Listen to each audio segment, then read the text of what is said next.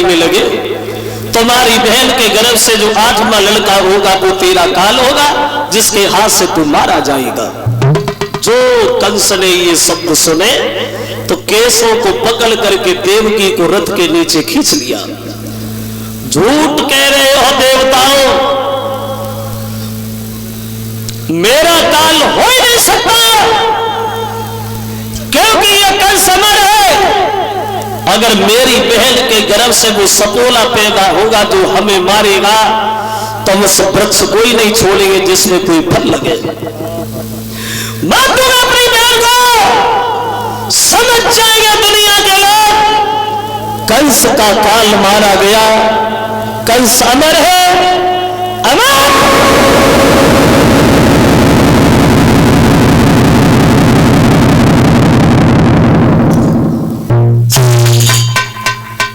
और देवकी से बोला है, बहन माफ करना, ये तो दुनिया भर के लोग जानते हैं कि बिना मतलब के कोई पाप नहीं होता, और जब जान पे नौबत आती है तो सगे बेटे का बाप नहीं होता।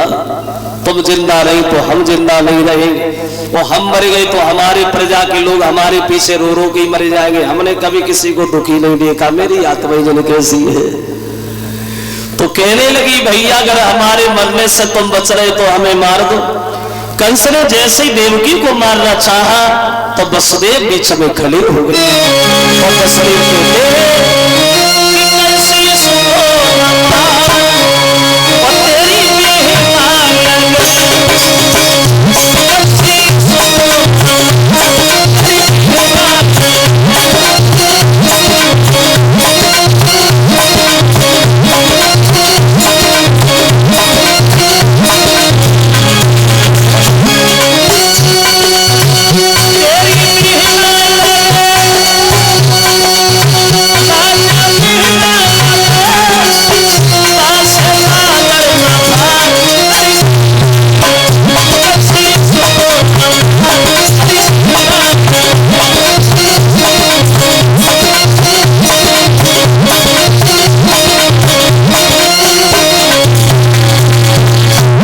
मारो कंस, तुम्हें अपनी बहन से कोई डर तो नहीं है? बोले नहीं, संतान से ही तो डर है। हाँ तो एक बात सुनो, जब तक देवकी के 8 बालक नहीं हो जाते कंस, तब तक हम बटेश्वर में मथुरा से नहीं जाएंगे।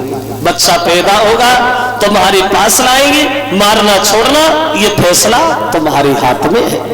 दोनों को हथकड़ी बेड़ियां लगाई, जेल में डाल दिया। तुम भी आराम करो, तुम्हें भी आराम की जरूरत है। बैठ गया है खुद गद्दी पे, बस देव की जेल में। धीरे धीरे समय व्यतीत होने लगा, और कुछ समय के बाद उन देवकी के गर्भ से उस जेल में पहले बच्चा ने जन्म लिया। देखिए और हुआ ऐसा,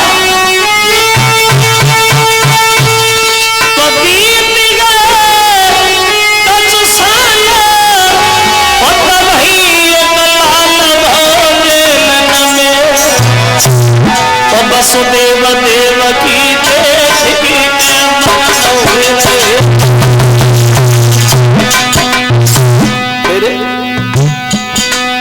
जब आई कंस की याद भय, बर्बाद दुखी भय मन में,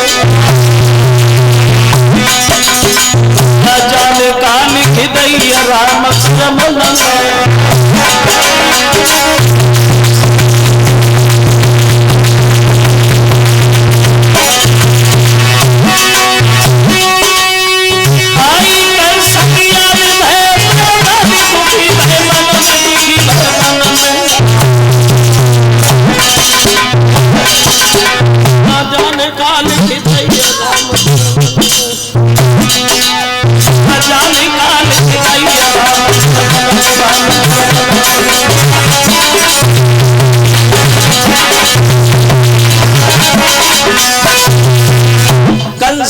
इधर इंतजार में है। देवकी का पहला लड़का जब पैदा हुआ तो देवकी बड़ा मगन गई, लेकिन जब कंस का ध्यान आया तो देवकी रोने लगी। वसुदेव से बोली, महाराज मेरा भैया बच्चे को नहीं छोड़ेगा, मेरे बच्चे को बचा लो भगवान।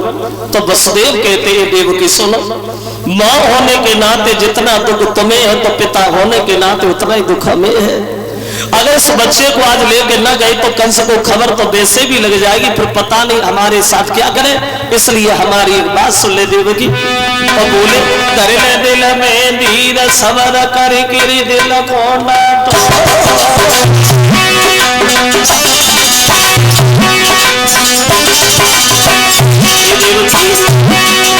धरे देव दिल में धीर सबर कर गिरी दिल को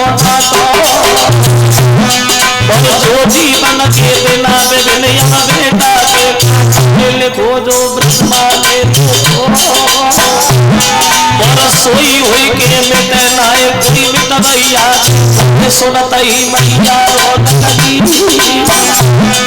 और अपने पुत्र की ओर देख के ऐसे के प्राण में मरे जाती और बिन बेटा के जेल खाने में जाने गवा देवकी रोवत छोड़ी गई त्याग मोह मैया से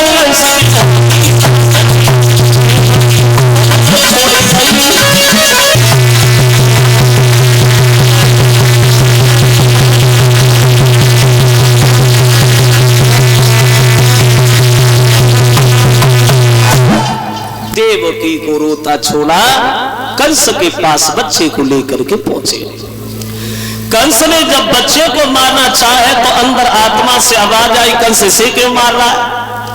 तेरा काल तो आत्मा है, ये पहला इसे क्यों मारना है? बोले से छोड़ दो।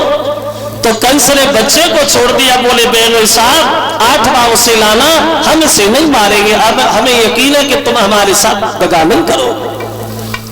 देवकी ने जब बच्चा जिंदा देखा है तो लाखों दुआएं देने लगी, भैया मेरी उम्र तुझे लग जाए, तू हजारों साल जिंदा रहे, तूने मेरे बच्चे को छोड़ दिया। अब देवकी खुश तो भाई, लेकिन वह खुशी ज्यादा देर रुकी नहीं। क्यों? क्योंकि नारद ने देखा कंस इतना बड़ा पापी और इतनी बड़ी दया, जेल के भरे हुए गला में अमृत की बूंदे किधर से नजर आने लगे।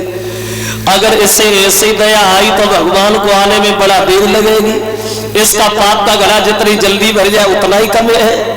अब नारद कंस के दरबार में गए तो कंस ने बड़ा सम्मान किया, आइए बाबा जी बैठिए। वैसे हमें महात्मा से कुदरती घृणा है, बहुत से महात्मा हमने मरवा दिए, लेकिन तुम्हारा सम्मान करते कि तुम बहुत अच्छे साधु हो, बैठो बाबा बैठो। तो नारद कंस की तरफ देख के पूछने लगे, कंस बड़ा